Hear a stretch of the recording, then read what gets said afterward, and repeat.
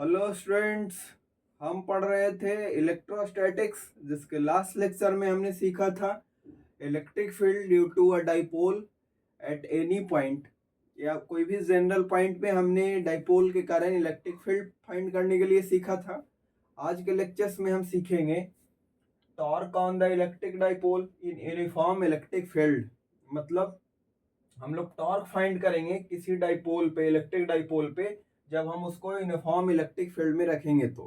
ठीक है, तो आप हेडिंग लगाइए और चलिए देखते हैं कि क्या टॉर्क निकल करके आता है एक डाइपोल को यूनिफॉर्म इलेक्ट्रिक फील्ड में प्लेस करते हैं तो, रखते हैं तो। ठीक है, अगर हेडिंग लगा लिए हैं तो चलिए समझिए। सबसे पहले हम बनाएंगे यूनिफॉर्म इलेक्ट्रिक फील्ड। ठीक है, क्या बनाएंगे? यूनिफॉर्म इलेक्ट्रिक फील्ड बनाएंगे। देखिए ये यूनिफॉर्म इलेक्ट्रिक फील्ड है। अब आपको इलेक्ट्रिक फील्ड का जब प्रॉपर्टी पढ़ा रहे थे तो सिखाए होंगे कि यूनिफॉर्म इलेक्ट्रिक फील्ड कैसा होता है। उसमें एक प्रॉपर्टी में हम लिखाए हैं कि जब फील्ड लाइंस पैरेलल हो और इक्विडिस्टेंट हो, मतलब फील्ड लाइंस के बीच का जो डिस्टेंस है वो अगर बराबर है तो फील्ड यूनिफॉर्म होता है। ठीक है, यहाँ पे यूनिफॉर्म इलेक्ट्रिक फील्ड है, मतलब फील्ड लाइंस पैरेलल है और इक्विडिस्टेंट है। हमें क्या करना है? तो इस यूनिफॉर्म इलेक्ट्रिक फील्ड में एक डाइपोल बनाना है या डाइपोल को रखना है। तो लीजिए हम एक डाइपोल भी बना लिए। डाइपोल जिसके दोनों एंड पे इक्वल एंड अपोजिट नेचर का चार्ज होना चाहिए, तो माइनस क्यू, और यहाँ पे हमने प्लस क्यू रखा, प्लस क्यू रखा। अब आपको मालूम है कि अगर चार्ज को इलेक्ट्रिक फील्ड में रखिएगा तो क्या होगा? फोर्स लगेगा। इलेक्ट्रिक फील्ड उसको क्या करेगा? उस पर फोर्स लगाएगा। इलेक्ट्रिक फील्ड उस पर क्या करेगा? फोर्स लगाएगा। तो पॉजिटिव चार्ज पे जो फोर्स लगता है वो इलेक्ट्रिक फील्ड के डायरेक्शन में लगता है, और F इज इक्वल टू लगता है Q इंटू ई। ठीक है, नेगेटिव चार्ज पे जो फोर्स लगता है उसका मैग्नीट्यूड तो उतना ही होगा, Q into E, but opposite direction में होगा। ठीक है, निगेटिव चार्ज पे इलेक्ट्रिक फील्ड के अपोजिट डायरेक्शन में फोर्स लगता है। डाइपोल का ये मिड पॉइंट है, और ये वाला जो डिस्टेंस है, मतलब दोनों एंड के बीच का जो डिस्टेंस है 2d है। मतलब ये वाला डिस्टेंस d है और ये वाला भी डिस्टेंस d है। मिड पॉइंट से इसका डिस्टेंस d है और मिड पॉइंट से इसका भी, इस एंड का भी डिस्टेंस d है। ठीक है, तो प्यारे बच्चों अब हम क्या करेंगे? हम इस डाइपोल पे नेट फोर्स लिखेंगे या नेट फोर्स फाइंड करेंगे। क्या फाइंड करेंगे? Net force. तो नेट फोर्स फाइंड करेंगे, दोनों फोर्स का हम रिजल्टेंट फाइंड करेंगे। तो देखिए क्यू ई इस डायरेक्शन में लग रहा है तो दोनों का रिजल्टेंट निकालेंगे, क्यू ई, और निगेटिव चार्ज पे क्यू इधर लग रहा है, क्यू ई, तो लिखेंगे प्लस, डायरेक्शन उल्टा है तो यहाँ पे माइनस साइन लिख करके दोनों को ऐड कर देंगे, तो ये मिल करके क्या हो जाएगा? 0। मतलब इस टॉर्क पे जो नेट फोर्स है वो क्या मिला? हमें 0 मिला। नेट फोर्स 0 होने का मतलब होता है, इसका मतलब होता है ये ट्रांसलेशनल इक्विलिब्रियम में है। ट्रांसलेशनल ट्रांसलेशनल इक्विलिब्रियम में है। इसका मतलब क्या है? ये मूव नहीं करेगा। ठीक है, यहाँ से आगे पीछे ये नहीं होगा, डाइपोल पैरेलली इधर उधर शिफ्ट नहीं होगा। ठीक है, ट्रांसलेशनल इक्विलिब्रियम में होगा। अब देखिए कि फोर्स जो लग रहा है वो इक्वल है और अपोजिट नेचर का है। ठीक है, इक्वल एंड अपोजिट है, बट फोर्स का जो लाइन ऑफ एक्शन है, फोर्स का जो ये लाइन ऑफ एक्शन है, ये और ये, वो सेम नहीं है। क्या लिखेंगे कि लाइन ऑफ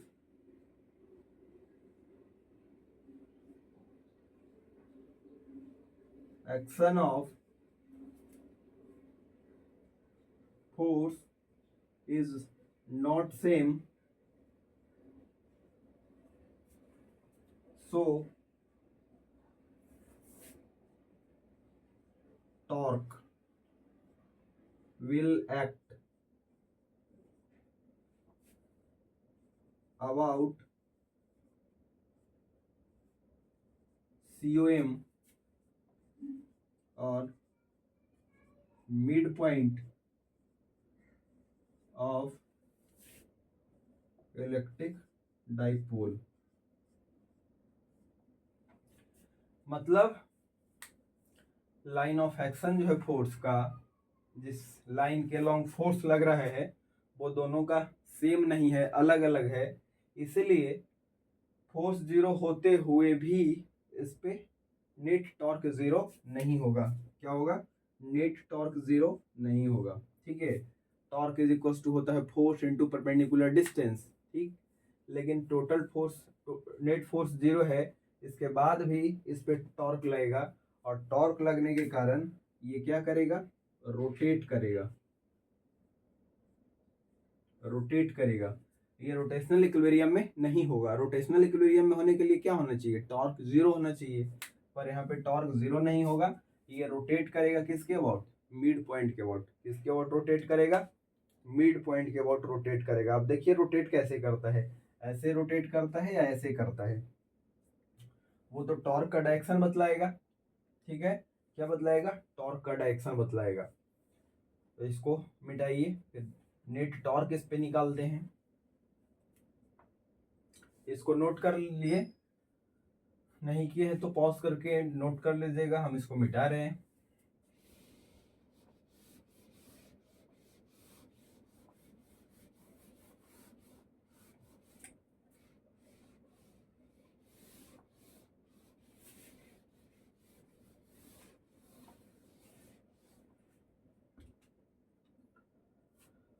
अब हम फाइंड करेंगे नेट टॉर्क। क्या फाइंड करेंगे? Net torque. अब नेट टॉर्क क्यों फाइंड करेंगे? तो दो फोर्स लग रहे हैं, एक ये और एक ये, दोनों के कारण टॉर्क होगा ना, tau one plus tau to.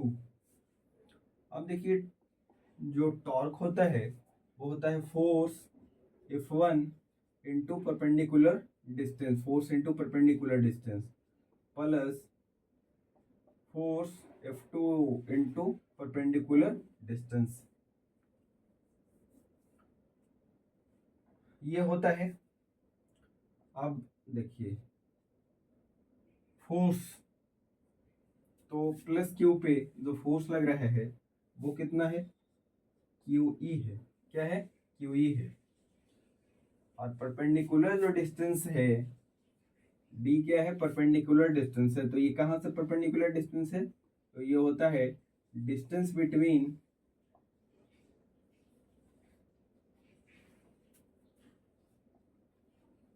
Force and axis of rotation. और यहाँ पे एक्सिस ऑफ रोटेशन क्या है? मिड पॉइंट है। ठीक है, तो यहाँ से इसका परपेंडिकुलर डिस्टेंस से हमें इंटू करना पड़ेगा। Force into force axis of rotation से कितना दूर है, ये दोनों के बीच का डिस्टेंस क्या है? ठीक है, ये वाला डिस्टेंस हमें फाइंड करना है। और यहाँ पे एक चीज और गिवन है कि जो ये है, मतलब डाइपोल का जो डायरेक्शन है, डाइपोल का डायरेक्शन क्या होता है? माइनस पी से क्यू की तरफ। तो डाइपोल का जो डायरेक्शन है वो इलेक्ट्रिक फील्ड के साथ थीटा एंगल बना रहा है। ये एंगल गिवन है कि ये थीटा है। ठीक है, तो देखिए ये वाला हो जाएगा डी कॉस थीटा और ये हो जाएगा डी साइन थीटा। होगा या नहीं होगा? होगा।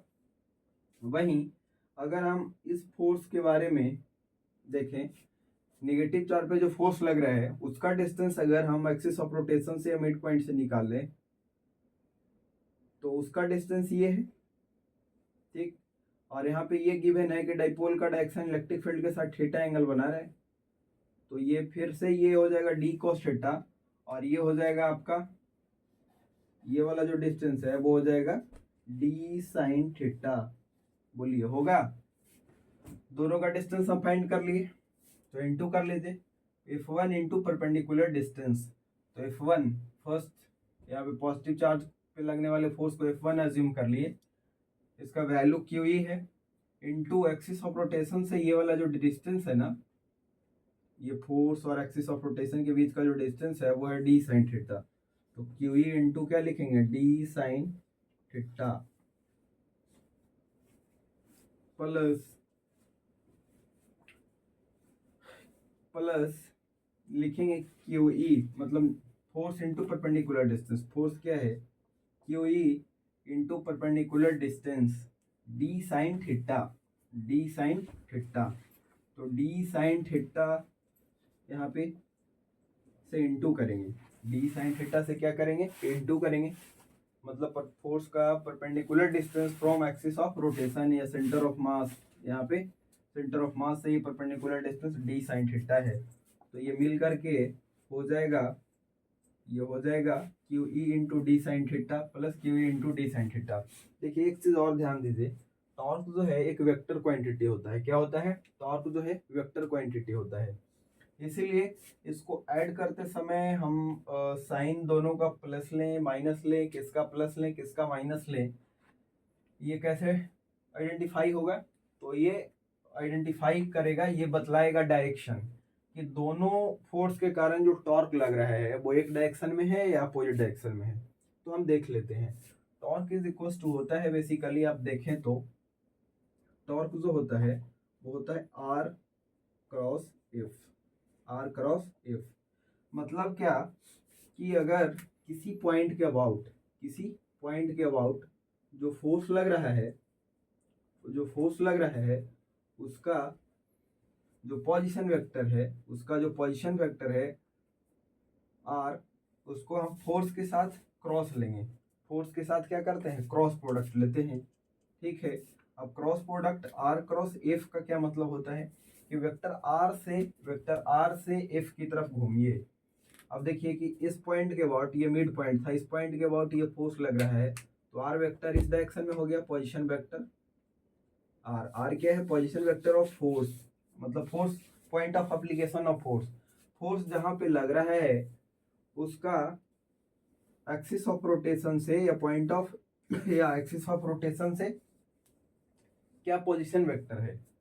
तो जहां पे फोर्स लग रहा है वो पॉइंट ये है, वो उसका एक्सिस ऑफ रोटेशन से उसका पोजीशन वेक्टर निकालेंगे तो ये रहा आपका आर। मतलब पोजीशन जो है, पोजीशन वेक्टर जो है ऐसे है, ठीक है, और एफ वेक्टर ऐसे है। अब हमें फाइंड करना है आर क्रॉस एफ। तो आर क्रॉस एफ फाइंड करेंगे तो आर से एफ की तरफ अपने ये फिंगर को ऐसे स्ट्रेच करेंगे परपेंडिकुलरली, ठीक है। और आर क्रॉस एफ करना है तो आर के सेंस में ये फोर फिंगर को रखिए और एफ की तरफ घूमिए। तो देखिए यहाँ पे आर ऐसे है और एफ ऐसे है, तो आर क्रॉस एफ करेंगे। तो जैसे ही आर क्रॉस एफ करते हैं तो हमारा जो थंब है अंदर की तरफ एडवांस होता है, ठीक है।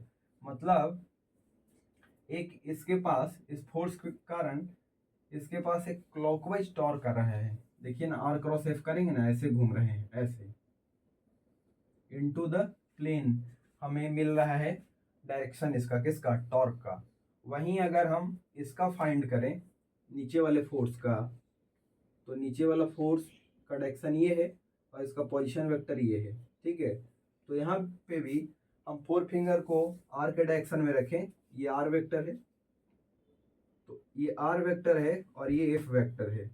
तो आर क्रॉस एफ, देखिए आर के डायरेक्शन में फोर फिंगर को रखना है, आर क्रॉस एफ करेंगे तो देखिए आर से एफ की तरफ हम घूमेंगे तो इनटू द प्लेन आता है। इसका भी सेंस इसका क्या आता है, इनटू द प्लेन। आपका थंब जो लगता है, थंब आपको फील होगा कि आपका थंब जो है इनटू द प्लेन जा रहा है। या फिर और नहीं तो स्क्रू रूल लगा दीजिए, स्क्रू को आर से एफ की तरफ घुमाइए। तो स्क्रू को आर से एफ की तरफ घुमाएंगे तो स्क्रू जो है अंदर जाएगा, ठीक है, स्क्रू अंदर जाएगा, इस केस में भी और इस केस में भी। देखिए ये आर वेक्टर है, अब आर से एफ की तरफ घुमाइएगा ना स्क्रू को तो अंदर जाएगा। मतलब दोनों का सेंस एक ही है, दोनों एक रोटेशन दे रहा है, कैसा, क्लॉकवाइज रोटेशन दे रहा है। इसके कारण, इस फोर्स के कारण भी यहाँ पे रोटेशन जो है क्लॉकवाइज होगा, और इस फोर्स के कारण भी यहाँ पे जो टॉर्क लगेगा या फिर ये डाइपोल का जो रोटेशन होगा वो क्लॉकवाइज होगा। दोनों के कारण एक ही सेंस में होगा। इसीलिए देखिए कि हम लोग सिंपली यहाँ पे प्लस साइन लेकर के ऐड कर रहे हैं, नेट टॉर्क फाइंड करना है तो ठीक है, दोनों का सेंस एक ही है, दोनों एक ही डायरेक्शन में टॉर्क दे रहा है, टॉर्क का डायरेक्शन सेम है, इसलिए सिंपली हम ऐड कर दे रहे हैं। अगर इस चीज को समझ गए हैं तो चलिए आगे हम इसको सॉल्व करते हैं। तो ये हो जाएगा Q into D sine theta plus Q into D sine theta हो जाएगा 2 QE डी साइन थीटा। और इसको सिंप्लीफाई करके हम ऐसे भी लिख सकते हैं Q into 2D into E into sine theta. ठीक है, इसको हम देखिए Q इंटू 2D को क्या लिखेंगे, Q कोई एक चार्ज यहाँ पे का मैग्नीट्यूड है और 2D क्या है, दोनों चार्ज के बीच का डिस्टेंस है, तो इसको हम P नहीं बोल सकते हैं, electric dipole into E into sine theta, मतलब नेट टॉर्क का वैल्यू हमें मिला PE साइन थीटा, मैग्नीट्यूड में क्या मिला PE साइन थीटा। अब देखिए PE साइन थीटा, P भी वेक्टर है, इलेक्ट्रिक फील्ड भी वेक्टर क्वांटिटी है, तो इसको क्यों ना हम ऐसे लिखें P क्रॉस E और E क्रॉस P। ठीक है, P cross E into E cross P। लेकिन आप वेक्टर में पढ़े थे कि A cross B not equals to B cross A। ठीक है, तो P sine theta is equals to या तो P क्रॉस E होगा या तो E क्रॉस P होगा, ये दोनों संभव नहीं है। ठीक है, देखिए मैग्नीट्यूड तो दोनों के कारण E क्रॉस P भी करिएगा और P क्रॉस E भी करिएगा तो P साइन थीटा आएगा, लेकिन दोनों में मैग्नीट्यूड सेम होगा बट रिजल्टेंट डायरेक्शन दोनों का अलग अलग होगा, डायरेक्शन क्या होगा, अलग अलग होगा। तो अब देखिए आइडेंटिफाई करना है कि P क्रॉस E करने से P साइन थीटा जो मिलेगा वो टॉर्क के डायरेक्शन में होगा या फिर E क्रॉस P करने से जो डायरेक्शन मिलेगा वो टॉर्क के डायरेक्शन में होगा। तो देख लेते हैं। वैसे हम लोग जानते हैं कि P जो डाइपोल इलेक्ट्रिक डाइपोल मोमेंट का डायरेक्शन होता है माइनस से प्लस चार्ज की होता है, तो P वेक्टर ऐसे है और इलेक्ट्रिक फील्ड वेक्टर ऐसे है। देखिए E वेक्टर ऐसे है और ये दोनों के बीच का एंगल पता है हमें, थीटा गिवन है। तब देखिए P क्रॉस E अगर हम करते हैं, P से E की तरफ घूमते हैं, देखिए इधर P के तरफ हम फर्स्ट वेक्टर की तरफ ये 4 फिंगर रखना है और उसके परपेंडिकुलर ये रखना है थंब को, और P क्रॉस E का मतलब होता है P से E की तरफ घूमिए, तो P के तरफ ये 4 फिंगर रख करके हम क्या करेंगे, E के तरफ घूमेंगे, तो थंब जिधर एडवांस करेगा वही इसका P क्रॉस E का डायरेक्शन होगा। तो देखिए P क्रॉस E कर रहे हैं तो टॉर्क हमें इनटू मिल रहा है, मतलब P क्रॉस E करने से क्लॉकवाइज रोटेशन आ रहा है या डायरेक्शन P क्रॉस E का क्या आ रहा है, क्लॉकवाइज सेंस में ये एक रोटेशन दे रहा है किसको, डाइपोल को। तो ये सही है, P क्रॉस E करने से जो डायरेक्शन है इनटू द प्लेन है या फिर क्लॉकवाइज टॉर्क दे रहा है। यहाँ पे E क्रॉस P करिएगा तो देखिए E के डायरेक्शन में फिंगर को रखेंगे और P के तरफ रोटेट करेंगे, घुमाएंगे 4 फिंगर को, तो हमारा जो थंब है वो बाहर आएगा। बाहर आने का मतलब क्या, एंटी क्लॉकवाइज ये टॉर्क दे रहा है। ठीक, तो फिर गड़बड़ हो जाएगा। यहाँ पे जो टॉर्क का डायरेक्शन है वो क्या है, क्लॉकवाइज, क्या है क्लॉकवाइज इनटू द प्लेन, और यहाँ से जो डायरेक्शन का वैल्यू है, यहाँ से इसका भी जो डायरेक्शन है वो है क्लॉकवाइज और इनटू द प्लेन, इसलिए ये नहीं होगा, E क्रॉस P नहीं होगा। E क्रॉस P करने से देखिए हमें आउटवर्ड दे रहा है और एंटी क्लॉकवाइज डायरेक्शन देगा। So torque is equals to, finally हमें मिला टॉर्क इज इक्वल्स टू होता है electric dipole moment cross electric field vector. Torque is equals to होता है electric dipole moment into electric field vector का cross product. Tau is equals to P cross E, जहाँ P क्या है, electric dipole moment और E क्या है, electric field vector है। तो दोनों का क्रॉस प्रोडक्ट करेंगे तो हमें क्या मिल जाएगा, टॉर्क मिल जाएगा, नेट टॉर्क मिलेगा। क्या मिलेगा, नेट टॉर्क, और इसका वैल्यू क्या हो जाएगा, पी साइन थीटा हो जाएगा। तो चलिए आज लेक्चर्स को यहीं पे हम समाप्त करते हैं। अगले लेक्चर्स में हम सीखेंगे टॉर्क स्टेबल कब होगा, अनस्टेबल कब होगा, ठीक है, और इस पे बेस्ड 2-4 प्रॉब्लम करेंगे। So thank you for watching my video.